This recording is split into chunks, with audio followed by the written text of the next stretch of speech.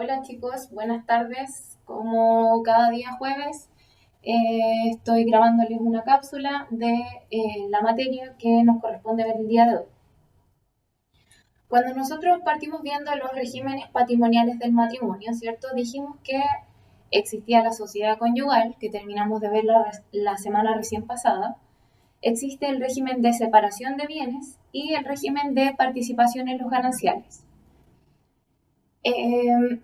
Si bien es cierto que la sociedad conyugal es el régimen más complejo en el sentido que tiene más cantidad de materia, tiene más discusiones doctrinarias aparejadas, ¿cierto? Y adicionalmente a eso tiene muchas ventajas y desventajas tanto para la mujer como para el hombre, ¿cierto? Ahora bien, nos queda pendiente entonces analizar, ¿cierto?, el régimen de separación de bienes y el de participación en los gananciales. El régimen de separación de bienes, ¿cierto? Ustedes lo deben conocer, ¿cierto? Por temas de costumbre quizá, pero es aquel régimen en virtud del cual cada uno de los cónyuges tiene lo suyo, ¿cierto? Cada uno tiene lo suyo y lo administra de manera libre. ¿Qué quiere decir esto? Que aquí no, ya los bienes que uno adquiere estando casado bajo el régimen de separación de bienes no ingresan a formar parte de una comunidad como si lo hacían en la sociedad conyugal. Recuerden ustedes que la sociedad conyugal, una vez que ustedes contraen matrimonio, los bienes, tanto muebles como inmuebles que ustedes adquieran estando casados bajo este régimen, pasan a formar parte de un patrimonio común o de un haber absoluto, ¿cierto? En este régimen no ocurre eso, ¿cierto? Cada uno dispone de manera libre, ¿cierto? Ahí yo les puse administra libremente, ¿cierto? Su patrimonio, ¿ya? Pero también adicionalmente ellos, ¿cierto? Los cónyuges están obligados, como yo les puse acá, ¿cierto?, a proveer las necesidades de la familia de manera común, ¿cierto? Ambos deben contribuir, ambos están obligados a contribuir a las necesidades que tenga esta familia, ¿cierto? Y finalmente, respecto de las deudas, ¿cierto? ¿Qué pasará con las deudas que contraigan los cónyuges? Independiente si la contrae el hombre o la mujer, ¿cierto? Cada uno va a responder de sus obligaciones, ¿ya? Es decir, si el día de mañana usted se casa bajo este régimen, ¿cierto? Y contrae una deuda que a posteriori no es capaz de solventar, ¿cierto? Su acreedor no podrá, ¿cierto?, recurrir al patrimonio de su cónyuge para efectos de pagarse, ¿cierto?, de aquello que usted debe. No procede porque cada uno es responsable y por lo tanto cada uno administra. La administración irresponsable, la administración fraudulenta, ¿cierto?, del patrimonio ya queda bajo responsabilidad de cada uno. Eso por parte de la separación de bienes, ¿ya? Ustedes, como bien lo saben, ¿cierto? Y lo vimos antes cuando estudiamos las capitulaciones matrimoniales, una de las oportunidades para poder pactar este régimen, ¿cierto?, es a través de una capitulación matrimonial. O también usted, a través de una capitulación matrimonial, podría separar algunos bienes, ¿cierto? Si usted se quiere casar en sociedad conyugal, podría a lo mejor decir que no quiere que tal patrimonio, ¿cierto?, pase a formar parte de la sociedad conyugal y quiere administrarlo como si usted fuese separado de bienes. Eso lo puede hacer en una capitulación matrimonial antes del matrimonio. En el acto del matrimonio usted podrá pactar tanto su régimen de separación de bienes como de participación en los gananciales.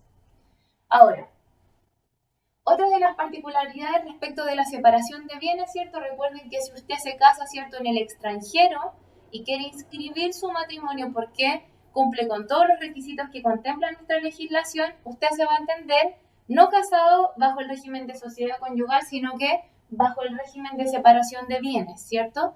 También recuerden que usted por una sola vez, ¿cierto?, puede cambiarse, ¿cierto?, al régimen de sociedad conyugal si usted así lo desea, ¿ya? Pero tiene que hacer presente. Ahora bien, nos vamos a cambiar entonces de régimen y nos vamos a ir a la participación en los gananciales. Este es un régimen que no conoce mucha gente, es un régimen más bien joven, ¿ya? No data de hace muchos años atrás, yo les puse ahí en la presentación, ¿cierto? Sin embargo, tiene la particularidad de ser un régimen un poco más amigable, ¿cierto?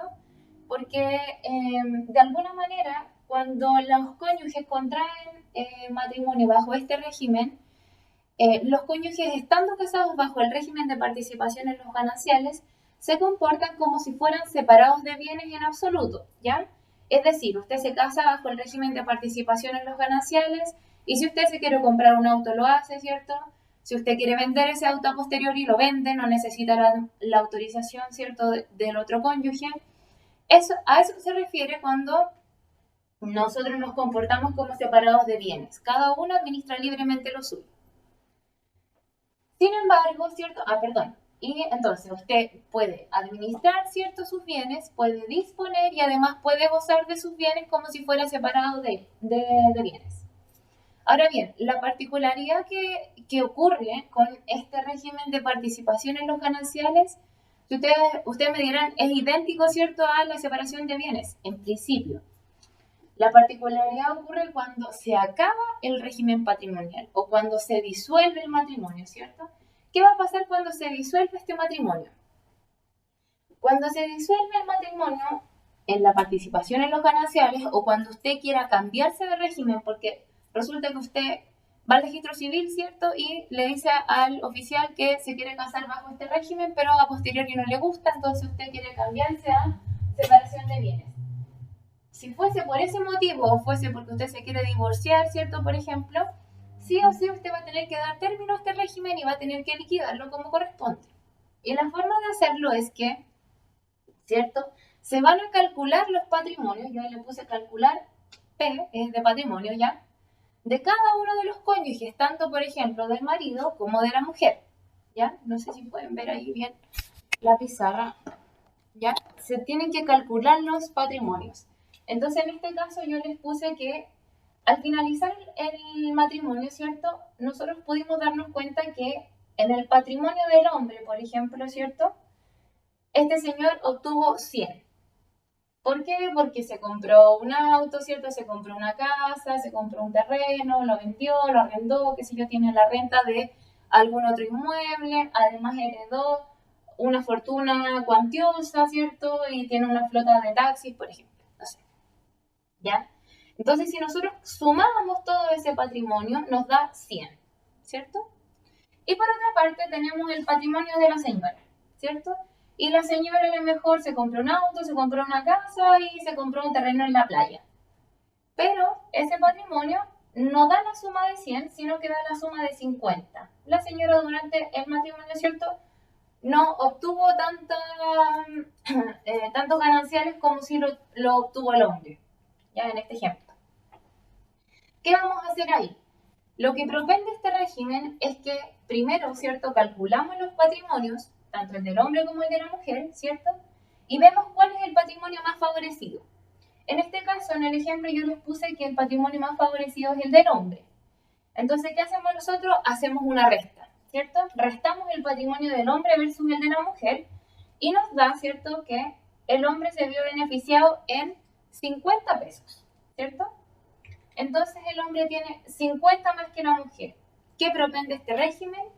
Que estos 50 adicionales que tiene el hombre, ¿cierto?, se dividan en 2 para poder contribuir al cónyuge que no se vio tan beneficiado durante el régimen. Entonces esos 50 los dividimos en 2 y son 25 para el hombre y 25 para la mujer. De manera tal de que al disolverse el régimen, cada uno de los cónyuges quede con un patrimonio igual, ¿ya? Entonces, ambos quedarían con 75.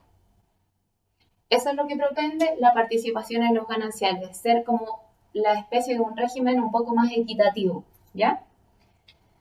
Así que eso, chicos, espero que haya sido explicativo y cualquier cosa ustedes siempre me pueden preguntar. Un abrazo.